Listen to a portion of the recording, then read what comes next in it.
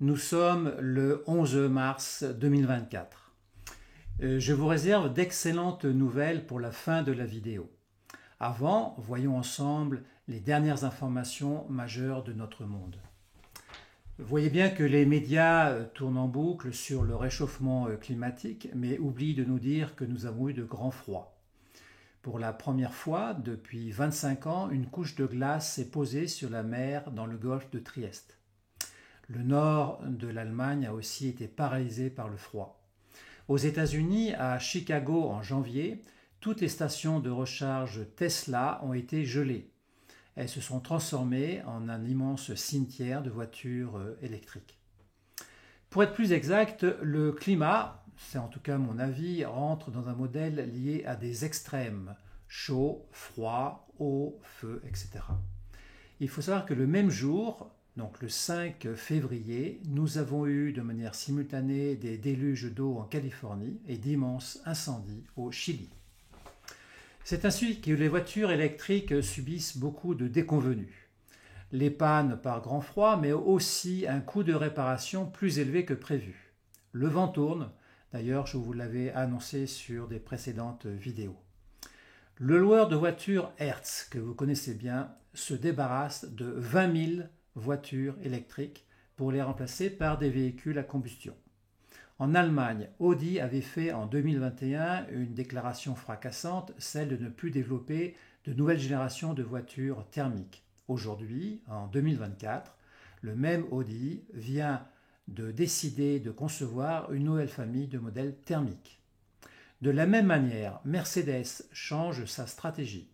Au lieu de fabriquer 100% d'électrique en 2030, l'objectif de Mercedes vient de changer, c'est-à-dire avoir 50% d'électrique et 50% d'hybride en 2030. Le fameux agenda 2030 du Forum économique mondial de Davos, avec son Green Deal, en prend un coup. L'Allemagne, il faut dire, est en récession et Ursula von der Leyen reconnaît que les objectifs fixés sur les voitures électriques doivent être reconsidérés à suivre. En effet, l'Allemagne est passée en récession, l'heure est grave. C'est essentiellement dû au coût de l'énergie. Les sociétés Miele dans l'électroménager que vous connaissez et Bosch vont licencier de manière massive. La société Eissmann Automotive dépose le bilan, c'était 5000 personnes dans le monde. Créée en 1964 près de Stuttgart, elle fournissait des équipements intérieurs des voitures. L'Allemagne est la locomotive de l'Europe. Si l'Allemagne va mal, l'Europe va mal aussi. Est-ce qu'à terme, nous allons vers l'éclatement de l'Europe? Ce serait alors la libération des pays européens, car nous sommes toujours sous la domination sévère des États-Unis. Voici quelques annonces en vrac dans le monde. Aux États-Unis, Pfizer, qu'on connaît bien, a vraiment un passif judiciaire lourd, et là je vais vous donner les chiffres. Elle perd tous ses procès tous les ans, avec des amendes supérieures à 30 millions de dollars. Les records. 2004, charlatanisme, 430 millions d'amendes. 2016, falsification et publicité mensongère, 780 millions. 2009, le record, promotion et vente de molécules inadaptées, charlatanisme organisé à grande échelle, 2,3 milliards. Je répète, 2,3 milliards.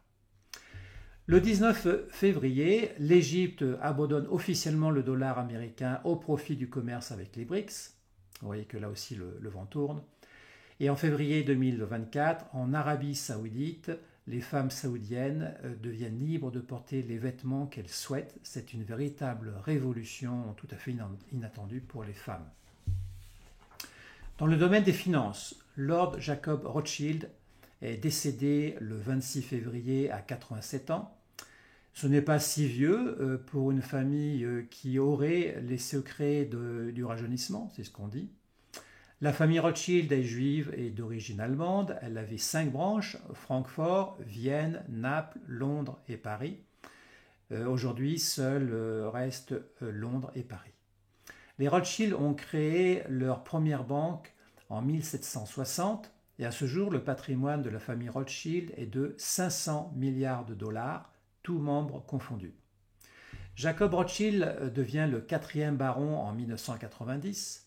En 2002, la reine Elisabeth II, car elle était très proche de l'Angleterre, lui décerne l'Ordre du Mérite réservé à 24 membres. Et de 1989 à 2018, il est président de Yad Hanadiv, qui est une fondation sioniste. De son vivant, il a dit que la guerre en Ukraine détruisait une grande partie de son patrimoine. Voilà ce qui s'est passé donc ces derniers jours, mais il faut qu'on parle d'un point important, c'est notre président. Le lendemain de son fiasco au salon de l'agriculture, il annonce froidement le lendemain qu'il va envoyer des troupes sur le sol d'Ukraine. Et la France se retrouve dans un grand moment de solitude puisque personne ne le suit, ni les États-Unis, ni l'OTAN, ni l'Allemagne. Mieux, l'armée française confirme que si la France se retrouve dans une guerre à haute intensité comme en Ukraine, elle n'a que 2 jours de munitions. Puis en Tchéquie, notre président annonce qu'il n'enverra finalement plus de troupes en Ukraine. C'est du grand n'importe quoi. Et notre président a dit une phrase malheureuse, je cite, « plus de lignes rouges, plus de restrictions ». Et aussitôt, le lendemain, Medvedev répond de façon brutale sur le réseau X, je cite, « Cela signifie que la Russie n'a aussi plus de lignes rouges pour la France ». Et il ajoute en latin « in hostem omnia licita », ce qui veut dire en langage de guerre « tout est permis contre l'ennemi ». Notre président a l'air vraiment d'escalader les relations militaires, ce qui est quand même très dangereux. Par ailleurs, une personne du cercle macronien a dit « Notre président n'est pas normal ». De plus, il fait peur à ses ministres en les menaçant. Il vient de recevoir une lettre des anciens généraux de France à la retraite pour lui dire qu'ils sont en total désaccord avec lui. Et suite à la crise sanitaire, nous savons que notre président, comme d'autres, utilise les outils de l'ingénierie sociale que vous connaissez maintenant très bien, à savoir diviser pour mieux régner. La diversion, par exemple, en changeant de sujet du jour au lendemain, en passant des agriculteurs aux troupes en Ukraine, et ce qu'on appelle la dissonance cognitive avec sa fameuse formule « en même temps » et en soufflant bien sûr le chaud et le froid. Mais il y a bien plus que cela. Voici les questions que nous pouvons nous poser. En tant que young leader, il a les défauts peut-être de l'adolescent. Ferait-il des caprices comme un adolescent? Il se considère comme un petit roi. Se prend-il pour Napoléon? Il a commencé comme ambassadeur de la paix au bout d'une table de 15 mètres de long. N'ayant pas réussi, voulant toujours être reconnu, il prend le rôle de chef de guerre. Il se considère comme digne représentant de la famille Rothschild. Celle-ci s'est toujours enrichie sur les guerres et on sait comment ça se passe. Donc il se donne la mission de provoquer la Troisième Guerre mondiale et cela arrangerait bien les démocrates aux États-Unis pour annuler les élections. L'ultime question, qui est terrible, que nous pouvons nous poser est celle-ci. Et si notre président était tout cela en même temps? La bonne nouvelle qu'il faut dire là, c'est que notre président se révèle de plus en plus, de manière cruciale, à tout le monde. L'armée française réagit, la Macronie ouvre les yeux, le peuple s'éveille de plus en plus et les pays d'Europe sont très choqués de son attitude.